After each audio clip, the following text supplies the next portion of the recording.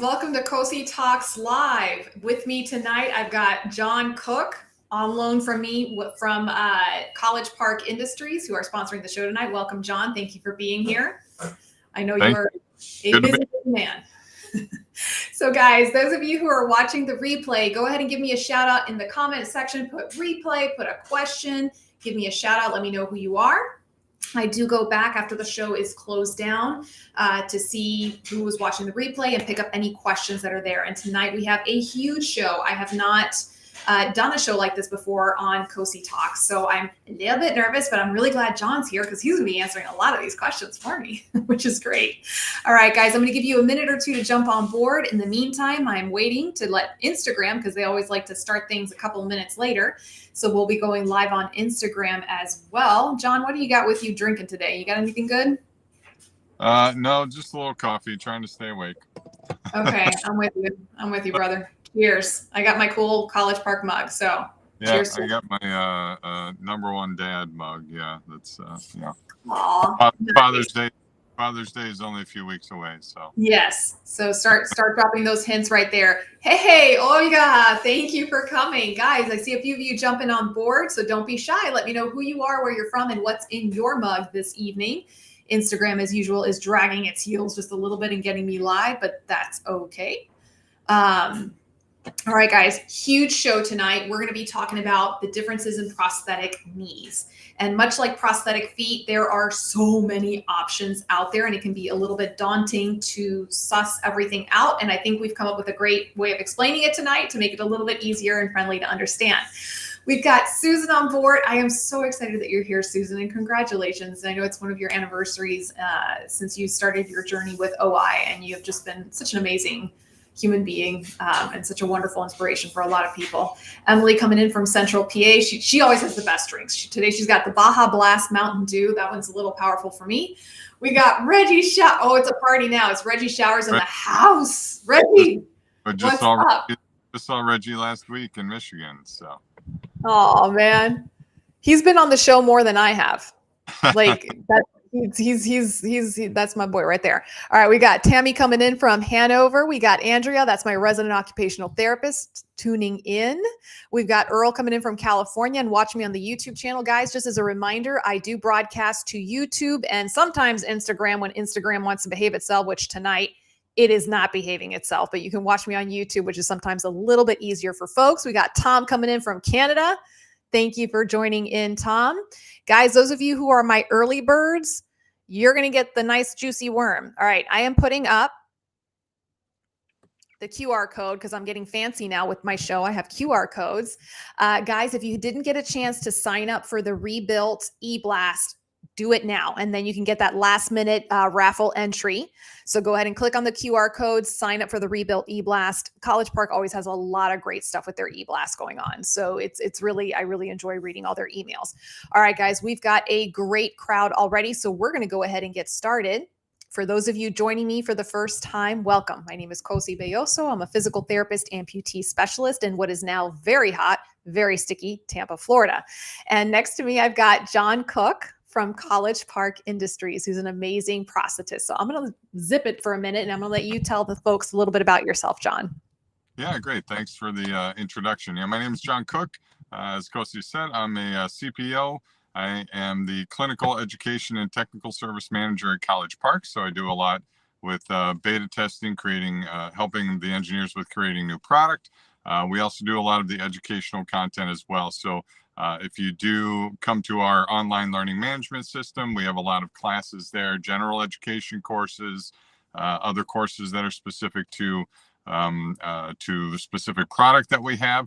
And then we also have, for those of you who are in the O&P field, we have courses that will earn you continuing education credits as well. So that's all part of what we do with the education team at College Park. It's not so warm here in Michigan. It was last week, but now we're down into the 50s, and after almost 90 last week, it feels a little chilly. Yeah, to the 50s. I need to go visit you guys for just a little bit. Cool off. Oh my God. Yes. because it's miserable here right now. We're going to be hibernating for the next 3 to 4 months. So guys, as I mentioned earlier, for those of you who are just joining the show, we are doing the show tonight on prosthetic knees. And probably some of you are scratching your head going, huh? College Park does feet. And yes, College Park is definitely known for its amazing prosthetic feet. And I've done, I don't know how many shows on classifications of prosthetic feet. It's actually one of my more popular shows because I break it down for you by what the foot does, what it's meant to do, and who it's meant to serve. But College Park has been quietly putting some knees out on the market.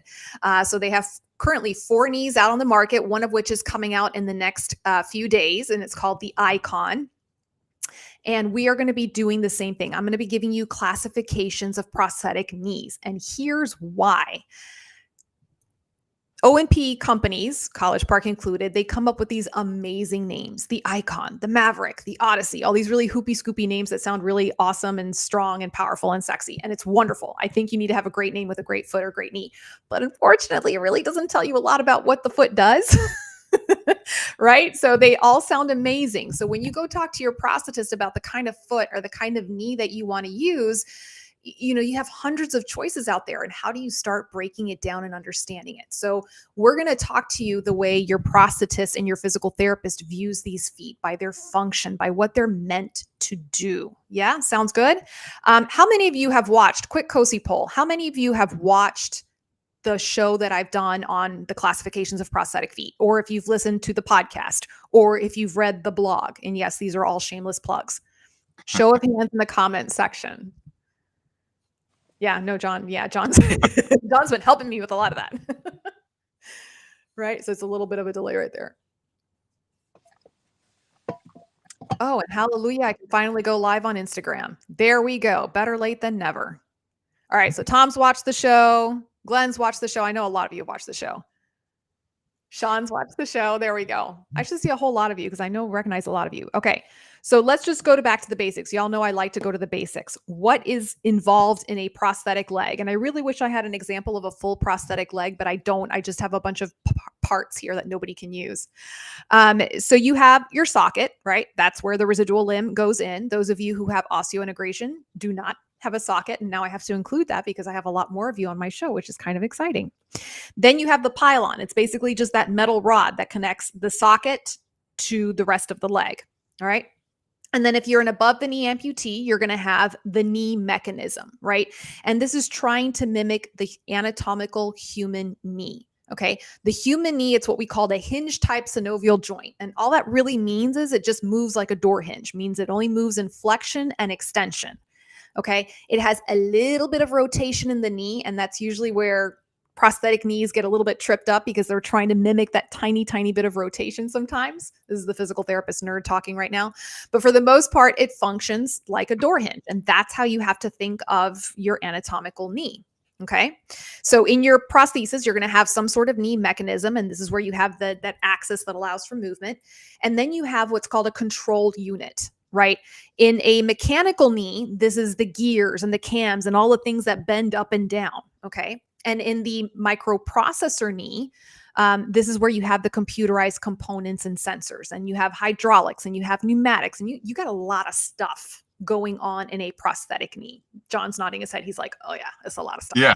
There's just a lot of variety. I mean, as you're saying, it can be as simple as just a single axis hinge that moves back and forth, and some of our best walkers could still walk on that, but most people need some additional support, structure, function to that knee. So that's where, as you're saying, you kind of add in a lot of those additional features and functions that can help to provide additional stability, but also provide additional anatomical type features as well. Absolutely. And finally, now that we're live on Instagram, I'm going to give a shout out to some of the folks there. We've got Casey Grimaldi, we've got Ososa, Catherine, Darlene, Hair of Amsh. I have not seen you in a long time. It is good to see you. Tiago, there's my boy from Brazil, the amazing prosthetist there, Tutu Bang. All right. So when we're classifying prosthetic knees, it's like, okay, there's the way the knee moves and then what helps it move inside the knee. So John has been really instrumental in helping me like kind of just categorize everything and make it easy, hopefully, to understand. So there's 2 basic ways to think of knees: single access and multi-axis, also referred to as polycentric knees. Okay, so let's talk about single axis knees. Those are the simplest kind of knees that we have, right? And it's exactly that. It moves in just the flexion and extension. It's a simple hinge joint. Sometimes that's what we'll call it, is like a hinge knee. And it allows, the prosthetic shin to move backward and forward. Okay. Now, when you put your foot down, if you're using a single axis knee, right, and you put your foot down, it's called heel striker and stance. And those of you who've watched my show, you know these words, right? You basically have to pull back with your hip extensor muscles, with your butt muscles, to get that knee to stabilize, right? So that's kind of the hallmark of a single axis knee. When the heel hits the floor, you got to pull back to get it to extend and to be stable. Yeah. What else? Am I missing anything here, John? No, yeah. If you're talking about just a purely straightforward mechanical single axis knee that doesn't have any type of stance control, like I know you're going to be talking about in a little bit. Yes. There aren't too many out there that have just that simple of a structure. Yeah. Because again, that's not a very stable type of knee, because you have to use muscles to do all the controlling of that knee back and forth. But yep, perfect. Single axis. Yep. And this is the most basic bare bones. This is kind of like the satch foot, right? We start at the very bottom of the barrel right here, right? And then with the single axis knee, you're going to hear your prosthetist talking a lot about the alignment. Do they set your alignment more posteriorly? Do they set your alignment more anteriorly? And what your prosthetist is talking about is, if they set it more posteriorly, let me make sure I get this right, it's going to allow you to bend that knee a lot quicker. Versus if they set it more anterior. It's kind of like the basic gist of it, right? So yeah, I mean, sorry. Go ahead. You think about the weight of your socket, and is here, and if the knee is in front of that socket, it makes the knee want to bend, and if the knee is back behind the socket, it makes the knee want to stay straight. So yeah, that's essentially what you're saying there. Based on the alignment of where the knee is underneath the socket, the knee could be very unstable or it can be very stable. Right. And this will be determined by the activity of the person. So the more stability the person needs, the stiffer that your prosthetist is going to align that knee to prevent you from buckling. Okay. So those are kind of just the basics. And guys, this is something that I've been studying for over 23 years. And I feel like every time I dig into this, I'm learning more things and things are clarifying more. So if some of this sounds a little bit like going into the weeds, feel free to listen to this video over and over again, because I know I will be doing that. Sometimes repetition is the mother of memory. So does College Park have a knee that kind of classifies as a single axis knee? Yes. Well, and I think we were touching on this earlier. Right. Technically speaking, all of our knees that we have and the new knee that's coming out are all technically single axis knees. They have one pivot point of rotation, but we don't have a knee that has no control, essentially. So right. And we're going to get into that. Yeah, even our most basic knee still has some method of stability or inherent stability or a braking mechanism that I know you're going to talk about. So yep. So we're going to talk. So I mentioned, guys, at the beginning, it's two basic categories. You have your single axis and your polycentric. So with the polycentric, sometimes that's called a 4-bar knee. That's a colloquialism. Or sometimes people refer to as a 7-bar knee. Typically, I see the 4-bar. That's usually what I see.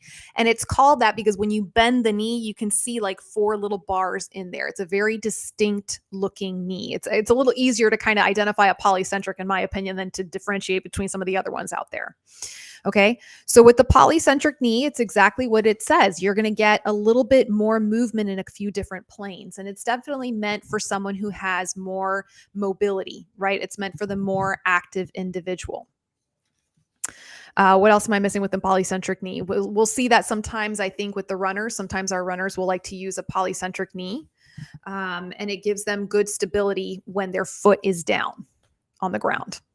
Yeah, polycentric is you can get real deep in the weeds with polycentric when you're talking about actual instantaneous center of rotation. We can get real geeky on some of that stuff, but yeah, basically it has an inherent stability and stance because of the alignment of those 4 bars that you're talking about. So when it's straight, it's very stable, but when it bends, it tends to bend very freely and very. So yeah, it bends more easily, and there's because of that structure, it also has a tendency to kind of shorten when it Yep. flexes. Yep. And that can make it easier to clear the toe when you're in swing. And also people with very long residual limbs, it tends to kind of swing underneath the prosthesis when they're sitting down. So yeah, there are a lot of little benefits of the general design of polycentric relative to single axis, and the other way around too. Exactly. So we got Jill in here. Thank you for coming to the show tonight, Jill. We got Sean. Sean says, not an above the knee, but want to learn everything I can about being an amputee. And thank you for saying that. I said it on the promo earlier today. I was like, even if you're a below the knee amputee, come and learn, because we are talking about alignment. We're talking about prosthetic componentry. We're talking about how do you talk to your prosthetist and how do you understand the vocabulary that's being used during your visit. So Sean, thank you for being here and meeting new amputees on COSI Talks. Awesome. We got Eric on board. Awesome. I will definitely read your message, Olga, for sure, for sure. All right, so guys, we broke it down, right? Single axis and polycentric. So now let's talk about what they put into all of these knees, right? Because there's a lot going on inside of these single axis knees. You might hear something called a manual locking. And again, very, very, very, very basic. So with a manual locking knee, it's basically the single axis with a locking mechanism. So it locks the knee in extension. It locks it straight. And as you can probably imagine, this is for someone who doesn't have a lot of stability, right? That they're just trying to get from point A to point B. And the only way they can get themselves stable is if the knee is locked into extension. Okay, so it's for folks with a much lower mobility, maybe people who just need to be able to transfer from their bed into their chair. All right. It's been a while actually since I've seen, I don't think I've seen one since my early years as a PT. Yeah, we actually, several of our knees have a manual lock feature that you can use the knee as a manual lock knee, and there are a fair number of knees out in the market that have that kind of feature where you can basically turn that locking mechanism on and off. Another thing that I always talk about is if you're in occupational physical therapy and they don't want to be thinking about, is the knee going to stay straight all the time? Right. Lock that knee out, and then they can do some different activities. I see them doing the volleyball with the balloon, just different balance activities where I don't have to constantly be thinking about, is my knee going to buckle on me? You can engage that manual lock, that knee is straight and stable. So they may not use it necessarily locked for ambulation. I'm working at the kitchen sink doing dishes. I want to know the knee's going to stay straight and I don't want it to buckle on me. There's a lot of different reasons that people use that manual lock type function on knees. But yeah, that's kind of that most basic single axis manual lock. That's kind of bare bones, like you're saying. Right there. And then Emily says she's not an AK, but I have a knee that locks on my prosthesis, which has a KFO component with it. So yeah. Absolutely. So then moving on to something a little more fancy, it's what you can refer to as a stance control feature in the knee. So this basically, it comes with a braking mechanisms, also known as friction brake. I was clarifying that tonight with you, John. And it's basically activated when the weight is put into the knee. And what is this doing is basically it's preventing the knee from buckling when you're in stance phase, meaning when your foot is firm on the ground. Hey guys, shameless plug. I have an entire series of shows on my YouTube channel that talks about the gait cycle, explaining stance phase, explaining swing phase. Okay. So if some of these wordings are not familiar to you, go ahead and watch those later on, because then I kind of break it down and make it easy to understand. So stance phase, basically when your foot is planted on the ground. And that's when you need a ton of stability, right? Because those of you who are prosthetic knee users, and at some point your prosthetic knee's given out on you and you know what that feels like, right? It's a very unsafe buckling. So when you have stance control feature in your knee, it's preventing the knee from buckling when it should not be buckling, right? And we do have, so the Guardian has this feature. So guys, because I'm getting fancy. Sorry, I got to do it. I got a QR code and even a nice picture of that Guardian knee. I love it. Yeah, the Guardian, single axis. It has a manual lock option. So you can either use the knee in manual lock or what we call stance control mode. So when the manual lock is engaged, the knee stays straight and you can't bend it. When that's disengaged, Then it has the friction brake, as Kosi was saying. Basically, you just think of it as a big C that when you put weight on it, it clamps down on the axis or the pivot point on the knee. So it's basically weight comes down, it squeezes, and it doesn't let the knee flex or bend. So yeah, that's again kind of the most basic type of stance stability. And a lot of friction brake knees or stance control type knees will break even if the knee isn't like all the way straight, fully extended, right? That brake will engage even if the user doesn't get all the way straight. It'll still be stable and secure for them when they're standing. Yep. So is that good, guys? I'm glad to see you guys clicking the QR code, because I really want you to just kind of take a look and take a peek what these different things look like, these different knees. All right. So we've talked about that you can have a manual lock on the knee to put in an extension. You can have a stance control feature to give you stability when you put your foot down on the ground. Now let's talk a little bit about the knee when it's moving through the swing phase, right? So that's when your leg is swinging through the air, right? And here's where you can hear the words pneumatic or hydraulics. And that's exactly it. Where you have pneumatic components controlling how the knee swings out, or hydraulic component, which is doing the same thing, but with a fluid substance within the knee itself. Right? So with the pneumatic, it's air that's in there, air being compressed, and it's going to allow you to have a little bit more variable cadence. So let me see if I can get this explanation right. Let's backtrack it a little bit. When you have your basic single axis knee and your leg is swinging through the air, it can only swing at one speed. And it's kind of controlled by the momentum that you put into it, kind of thing, right? So just again, going back to that door hinge scenario, when you put a pneumatic or hydraulic component into it, then you can get a little bit more difference in your varied cadence, right? So depending on how fast or how slow you're walking, the knee can kind of match to that cadence. And John, I'm going to let you explain that a little bit better. Yeah, I think that's a great explanation. Basically, some of those more simple knees that we were talking about have what we call a friction adjustment. So the knee will swing, and if your prosthesis thinks the knee is swinging too fast, you can increase resistance or friction on the axis, and it will swing slower. But it's only, you have to kind of match that for whatever single speed.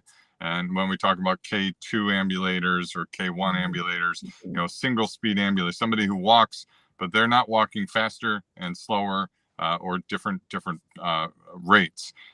When you get into pneumatic or hydraulic fluid control type knees, when the knee moves faster, that fluid or air moves faster as well, and it creates more resistance. So at a faster speed, it creates a higher resistance. So that automatically kind of compensates for those higher or slower speeds. So you get less movement or slower movement when you're walking slower, and faster, more resistance when you're walking faster. So it kind of, like you were saying, kind of auto compensates for that variable cadence or different speeds, what we would classify as K3 or K4 ambulators. And then we have an example here. The College Park has the Victor knee. And in this case, it is the pneumatic, the pneumatic. It's got pneumatic in it. Correct. Did I get it right? Yeah. Yep. Right. So it's still single axis. It also has that friction brake for stance, but it has a pneumatic cylinder inside that allows the user to ambulate slower or faster, and it gets more or less resistance based on how fast they're ambulating. Okay, sounds good. Oh, we got Zach on board. Oh, it's trouble now between Zach and Reggie are here at the same time. We're in trouble. What's up, Zach, man? It's been a while, and I love seeing you on here. Thank you for being here. We got Casey on board here. We got dual and every type of knee that we've been talking about all night long. Yep. Yep, he's been, and he keeps going. Guys, if you've never heard of Zach Cowan, he was the first WWE amputee wrestler, wrestling with the likes of John Cena and Hulk Hogan. Yes, you heard me correctly. The old greats right there. Lots of shows with Zach on my YouTube channel there. If you've never seen him on my show, him and Reggie, they're probably my two favorite special guests that they've been repeat guests on the show. No offense, John. But no, on my second or third time. They've probably been on dozens. So Yeah. Oh yeah. They could probably run the show, I think, at this point. yeah. All right. So, and guys, by the way, go ahead and start putting your questions in the comment section, because if there's anybody who can answer questions on prosthetic knees, it's definitely John, and you want to ask him and take advantage that he is here this evening. So guys, take a quick scan of the QR code to look at the Victor knee, just so you can kind of see the differences. There are subtle differences on the outside, but you'll be able to kind of start to pick them apart that way. All right. Now, there is a little bit of a difference between a pneumatic and a hydraulic knee. A pneumatic knee is going to be a touch lighter, right, compared to the hydraulic, because it's air versus fluid that's in that chamber in the piston there. And the hydraulic will provide a bit better, a bit smoother change in that cadence and in that swing phase. At least that's what I hear my patients telling me right there. And it's meant, I think, a lot more for the active or more active user.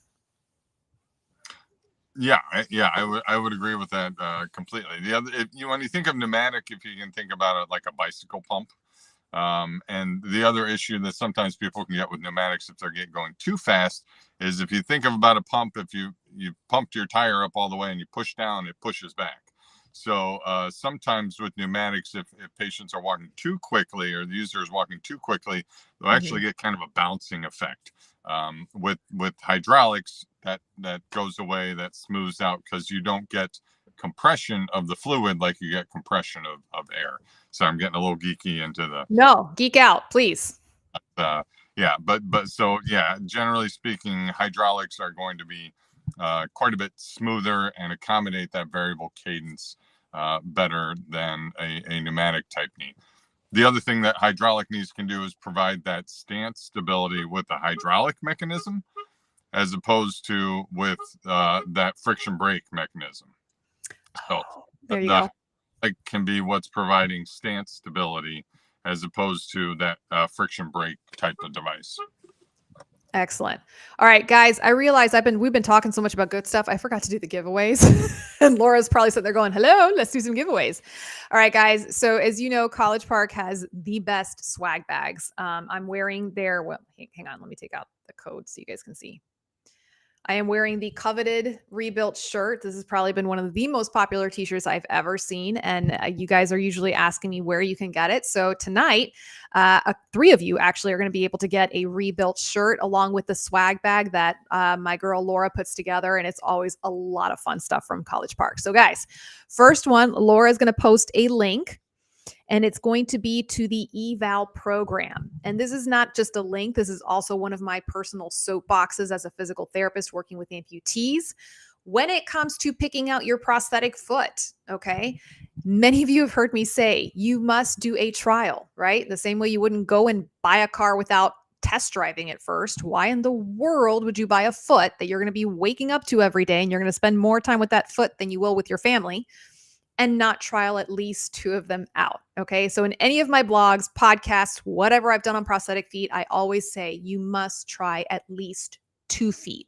This goes for my beginners, and this goes for my advanced and veteran prosthetic users.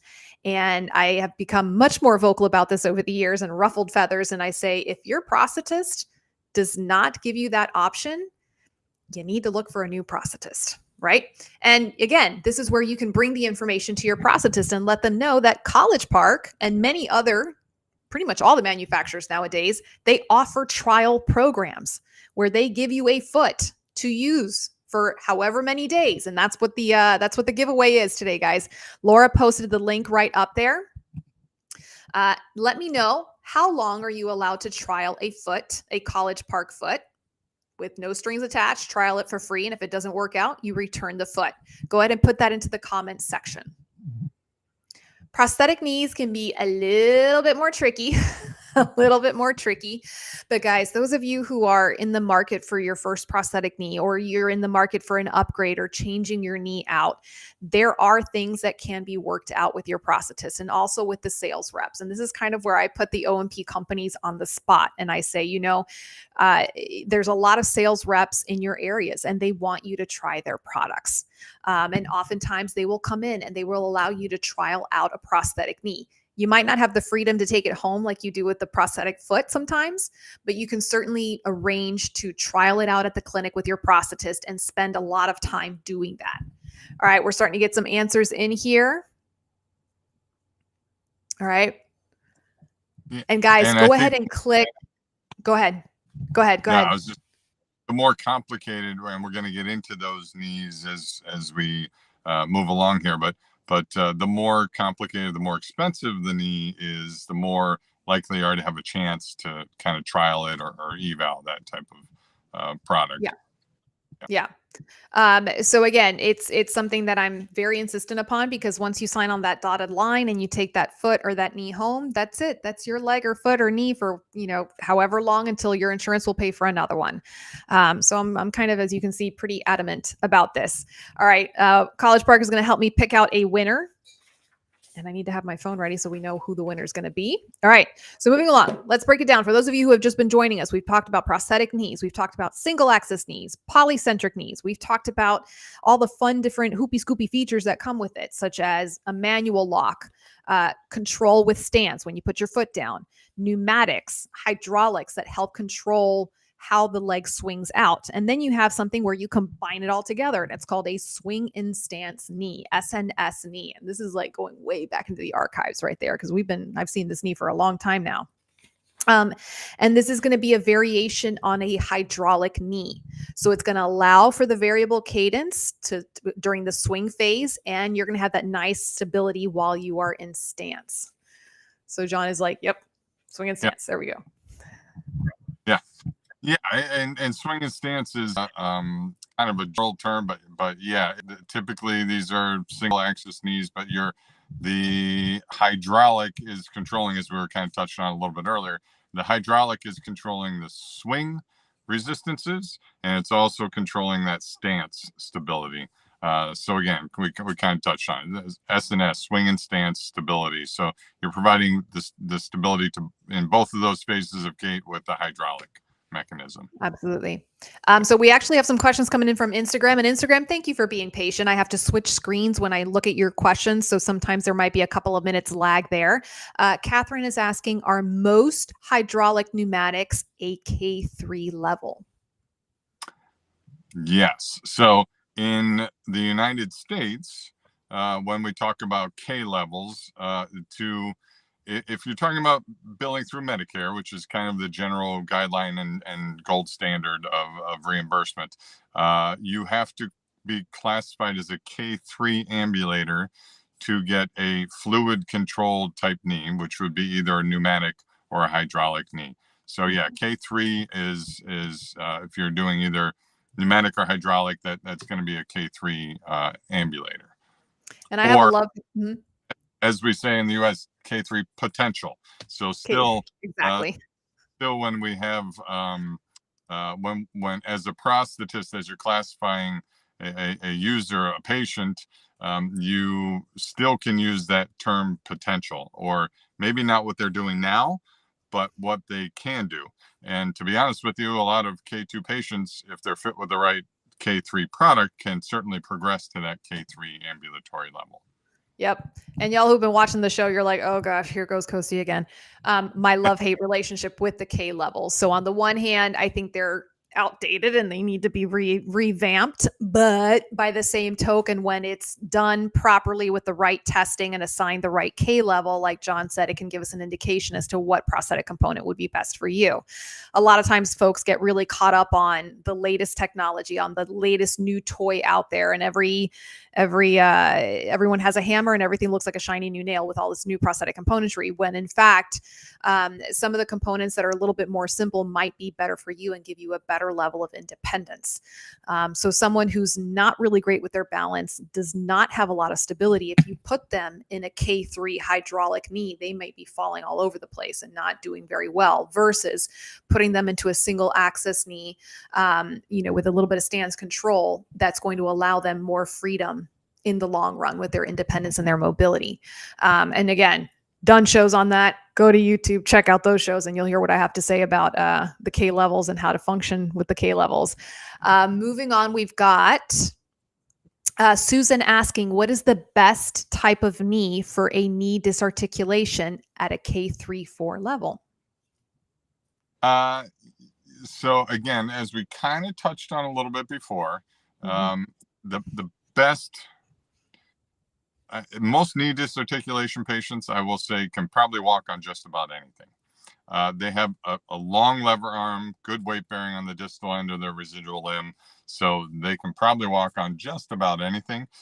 If you are looking at the biggest concern a lot of times with longer residual limbs or knee disarticulation patients is when they sit down, if they have a knee that sticks out from their socket, it sticks out much farther.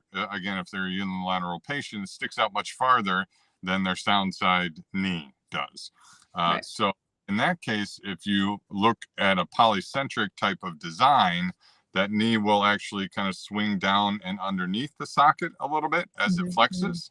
And that can at least make that discrepancy a little bit better. So you don't have quite as much of an offset. So College Park and a lot of manufacturers try to minimize what we call build height of the prosthetic knee. And what that is basically the measurement from where it connects to the socket to where it actually pivots. So that distance from not necessarily the whole length of the knee itself, but the distance from where it connects to the socket to where it actually, that pivot point of the knee.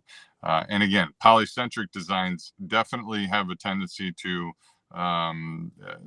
cosmetically in a seated position be a little more favorable. Yeah, for knee disarticulation or your really long residual limbs. Yeah. With less build height. No, absolutely. Reggie's commenting, if your prosthetic foot or component manufacturer is not supporting the amputee community, you need to find another manufacturer. Just saying. Thank you, Reggie. I appreciate that. Let's see. Nikki says, I am a DK, and I've been an amputee for 16 years, and I've had several knees. I'm 19-inch and my knee stuck out. I have College Park knee now. Nikki, would you mind telling me if you have the capital or which knee do you have? I'm very curious. Thank you for sharing that. So we've got, okay, so now we're coming, guys. We've talked about all the different kinds of knees and all the fun stuff that they can put into these knees to help them become more stable, become varied cadence. So let's get to the star of tonight's show, which is the microprocessor knee. Okay. So just a little like useless Jeopardy factoids, because I love those. It was actually the first microprocessor knee was developed in Japan in the 1980s. So Blatchford, back then known as Endolite, collaborated with a Japanese electric company to produce the first commercially available microprocessor knee. Okay. Now here's where this is something that a lot of people don't understand about microprocessor knees. They think, oh my gosh, this thing is like manna out of the sky. And yes, they're wonderful. But at their base, microprocessor knees are usually hydraulic knees, right? For the most part, they're a hydraulic knee. We have a couple of microprocessor knees out on the market that are polycentric, and they have a computerized component. And guys, when I've done my prosthetic foot show, right, and I go through all the different classifications, by the time I get down to the microprocessor foot, I'm telling you the same thing. The microprocessor foot is at its core a hydraulic foot for the most part. There's a few exceptions out there nowadays. And they just put a microprocessor component. So I guess the next question would be is like, well, why do they do that? What does the microprocessor unit do to that hydraulic knee? Okay. And basically what it does is it kind of takes the thinking and the effort from the human kind of out of the equation, right? So when you're walking on a hydraulic knee, the human has to do a lot of that controlling how the knee is going to move, how it's going to swing out, right? When you put the microprocessor component, it's got all these really fun sensors reading in real time where the knee is in space, and it's making those adjustments for you. So I'm going to let John fill in the gaps to my explanation. Yeah, I think that's a little bit like you're saying, a little bit of a misconception is a microprocessor knee is RoboCop, right? It's right. Moving for you. There are, and I think we're going to touch on this in a bit, but essentially what the microprocessor is it's adjusting in real time the resistance to those motions of flexion and extension of the knee. So it's when you have a more of a mechanical hydraulic knee, you set those resistances and they're the same every step. And even if you're taking, going down a ramp or stairs or doing different things, or you miss a step, they may or may not have the ability to accommodate that. The microprocessor, what that does is it's sensing where the knee is in space, if it's moving forward, moving backwards, up or down. What degree the knee is in extension and flexion. It takes all of that information in, runs it through a computer program, and will actually, there's motors that are moving those valves to change the resistance to flexion and extension of the knee joint. And it does that every step. So essentially, it provides a lot wider range of gait, and it can also accommodate, again, interruptions of gait, or some knees will change if they sense that you're going downstairs. It'll provide a different resistance. If you're going from stand to sit, sometimes that can be a different resistance than if you're just in normal walking. So the biggest thing it can do is, again, help to reduce that cognitive need of thinking about every step. Put my heel down, pull my knee back, weight my leg, roll over, lift up, swing through. So again, it can help with a lot of that. There's some studies that show that actually cognitive activity goes down when you're walking with a microprocessor controlled knee relative to a mechanical type knee joint. So yeah, that's kind of the big thing. But like you're saying, there's a misconception that it's moving and doing everything on its own. Right. Really just we're changing those resistances, but we can do that very quickly and in real time. So right. And many of you here have the microprocessor knee. Many of you have tried both mechanical and microprocessor. I know Zach is one of those guys, and I've always loved picking his brain. Obviously, Zach is an incredibly active individual, not only for his profession, but he's also the father of 4 kids. He's crazy like me. And we always have a great time talking about the differences when he uses his mechanical knee versus a microprocessor knee. So let's get to go ahead. Well, I think the other thing that, like you were saying, there are some people that say, "Oh, I've got to have that because it's the best." But I'm sure Zach would probably tell you there's things that he would rather do in a mechanical knee than in a microprocessor knee. Again, certain activity-specific things. You're not going to see any Olympic runner running in a microprocessor knee. They're just not for those types of activities. So yeah, just because it's the latest and greatest doesn't mean it's necessarily the best for everybody out there. Yeah. And then obviously since when dinosaurs roamed the earth and I started working as a PT, there were no microprocessor knees available to civilians. It was only the young bucks over at Walter Reed. And now we have quite a few options out there on the market. So again, guys, it's not, there's a different solution for everyone. And my point with this show is for you to understand when you see the word MPK or MP knee, microprocessor knee, that you understand what's underneath that and that you can ask these questions. Is it a hydraulic knee that I'm looking at? Is it a pneumatic knee? Is it a polycentric knee? Like what's at the core of that microprocessor unit? To see, what's going to work best for you. And then, like I say, the same thing I say with prosthetic feet. If you're looking at a hydraulic microprocessor knee from one company, compare it to the hydraulic microprocessor knee from another company. So you can kind of compare apples to apples as best you can to see what's going to work best for you. Let's see. So let's move on to the star of tonight's show. And it has its own QR code because, we just got to give it its own QR code. Wait, where'd it go? There it is. I was like, wait, did I lose it? The Icon, right? So this is College Park's first microprocessor knee. Yay! General merrymaking in the process, right? And it's going to be coming out in the next week. So you guys are getting the sneak peek. Y'all are getting the exclusive here on the Cozy Talk Show. Just saying, I can finally say that. So tell us about the Icon, John.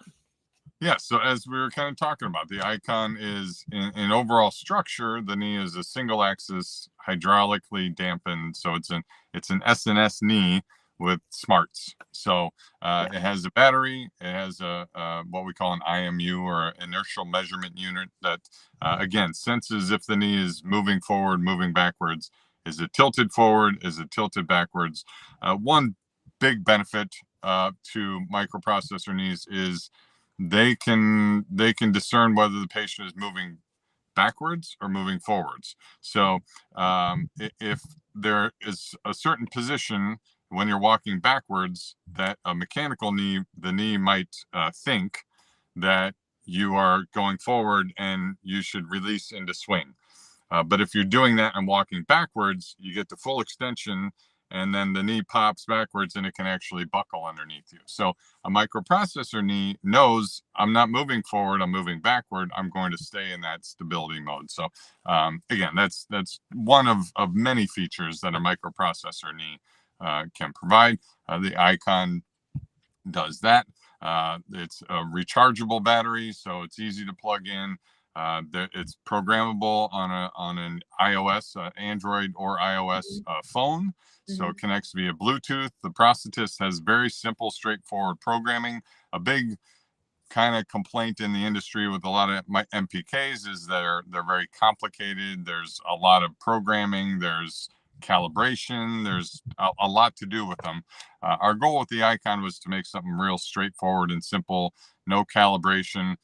It just works. And that's what we think we've come up with. So very simple. It's a matter of a couple of minutes for programming. And then there's a Prosthetist app where they have access to different settings. And then there's a patient app as well where they have access to going into that locked or free swing mode, those different types of modes. They can also set up custom modes as well, like something for golfing or yoga, or I think Zach had a yoga mode when we were setting him up because he's a big yoga guy. Oh, yeah. But just the ability to have kind of these custom modes where if there's a certain activity that a user likes to do on a regular basis, they can do something specific with the knee to make it work the best that it can in that particular activity. Sounds good. And guys, I'm going to go ahead. I forgot to mention our last winner. So the college, we're going to backtrack just a little bit. The College Park Trial Foot Program for 30 days. Okay. So for 30 days, you can request a foot from College Park, try it out, put it through the gauntlet, take it to your physical therapy appointment to see if it works for you. So 30 days. And our winner is Emily. So Emily, congratulations. Send me your address after the show. Hang on. You know what? I forgot to write down. And a little secret, we'll sometimes extend that 30 days too. So your prosthetic, call us if you want to try it a little bit longer, but Jeez. Don't tell everybody. Oh, wait. Don't tell it. Yeah, that's just here on the show. That's part of the exclusivity of the show for the cool kids only listening to the show. So Emily, please, there's my email. Please send me your address so we can send you your rebuilt swag bag. And guys, just for the record, those of you who are new to watching the show, whether you are an amputee, a clinician who treats amputees, family or caregiver, the show is for you. That is my email address. Please feel free to send me your questions, your concerns, anything that you want help with amputee recovery. And I do the best that I can to find you some answers. So congrats to you, Emily. And we're going to post another giveaway, and then we're going to announce the winner of the rebuilt sign up, the email sign up. I got to keep them all straight in my head because there's a lot of giveaways tonight. So Laura's going to post a link, and it's going to come up in a minute. And basically, I want you to tell me, what is the name of the app for the Icon microprocessor knee? So John mentioned that there's an app that the prosthetist can use and an app for the patient. And there goes the link. Thank you very much, Laura. What is the name of the app? And put it into the comment section. So guys, this will be for, do you know it? You should know it. No, I know it. I do. Yeah. You know it? Okay. Yeah. You can't accidentally say it. No, I didn't. I'm glad I didn't. Yeah. Nikki is asking, with the College Park foot, how high can you get the heel height? So we really only have one foot that has an adjustable heel height. That's our accent foot, and that can go up to 2 inches for the heel height.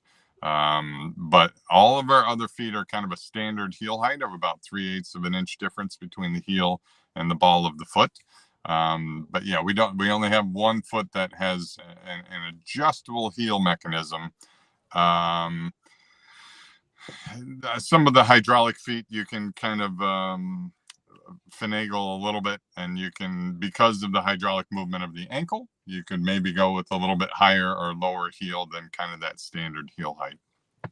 But for the most part, most of our feet are that 3/8 of an inch build height. There you go. There you go. All right. We're starting to get the first answers in. So guys, click on that link. Tell me, what is the name of the app for the Icon knee. So John, tell me, there's, like I mentioned before, lots of options out there for microprocessor knees. So what would somebody be looking for that would make them want to try the Icon versus some Why of the other microprocess? Yeah. other than the fact that it's the new shiny object and something different and new? No, I think again the biggest what we were trying to address with the Icon is some of those pain points of being complicated. It's simple, straightforward. You have those custom modes. A big feature that we're going to have is waterproof. So the Icon is actually going to be is IP68 rated, which means the knee Nice. is submersible in fresh water up to 2 meters for 1 hour. So you can actually wear the knee into a pool or lake fresh water. So that's a big advantage. There's not Yeah. too many knees, microprocessor knees that have that capability. We have that 3-day, about a 3-day life on the battery. So you don't necessarily need to charge it every day. Another advantage that we have with our Icon is that you don't actually need the app, even though the patient has different controls on the app.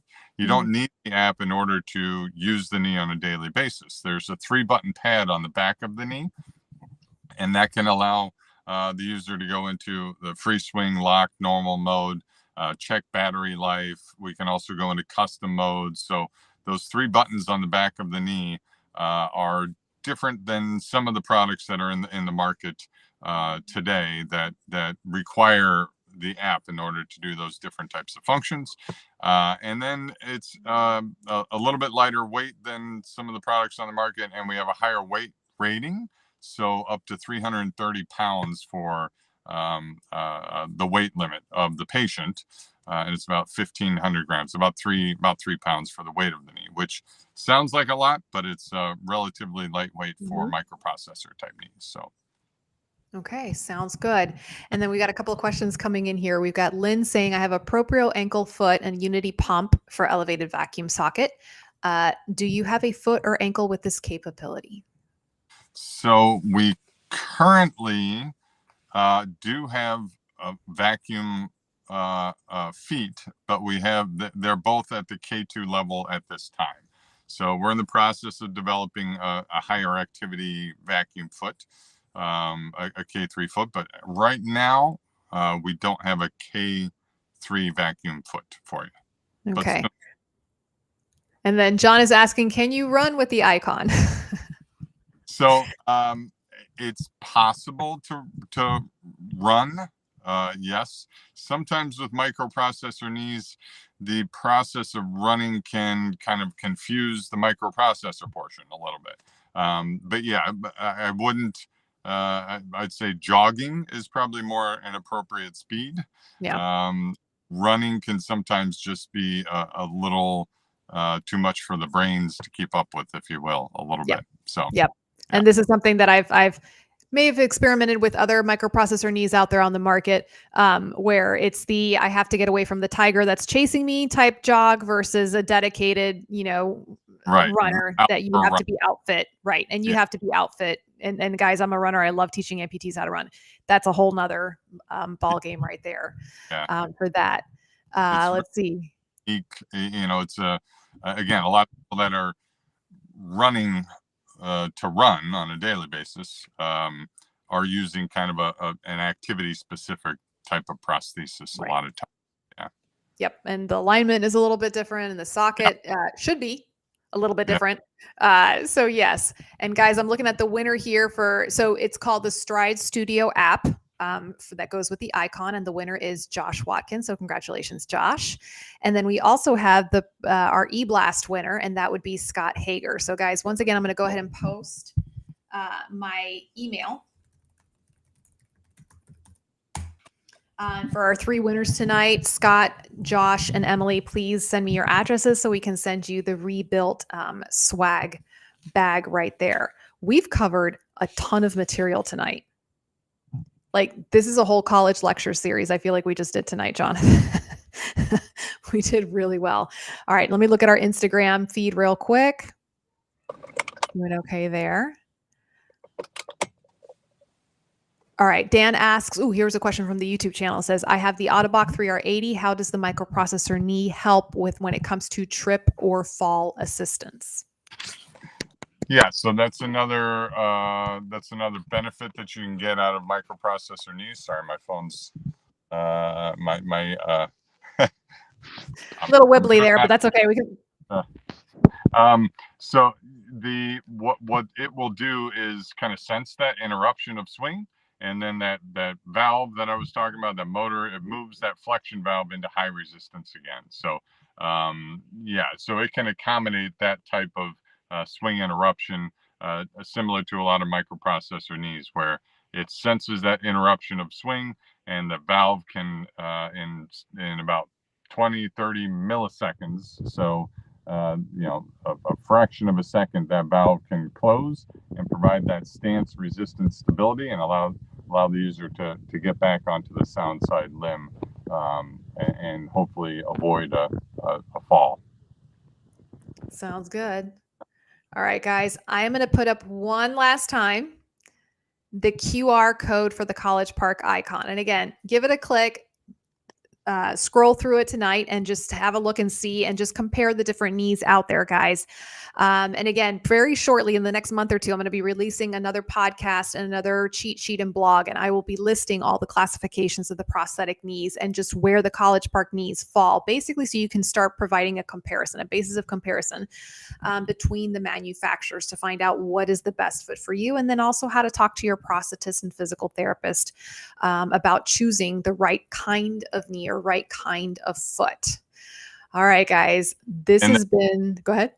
I mean, there's definitely not one fit for everybody. No. What's best. It's a great start to say, I know somebody who has this, and that's great, and that there's certainly worth a try. But yeah, there's just, I think, just as Kosie's saying, that the best thing you can do is to have the ability to kind of feel what's the right fit for you. Absolutely.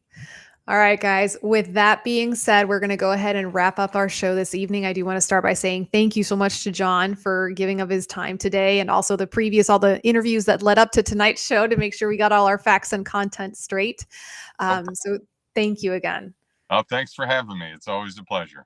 And then thank you to College Park for loaning me John for this evening, and also for the continued support. Guys, I finally have my wonderful College Park video up on my website. Let me go ahead. You guys got to go there.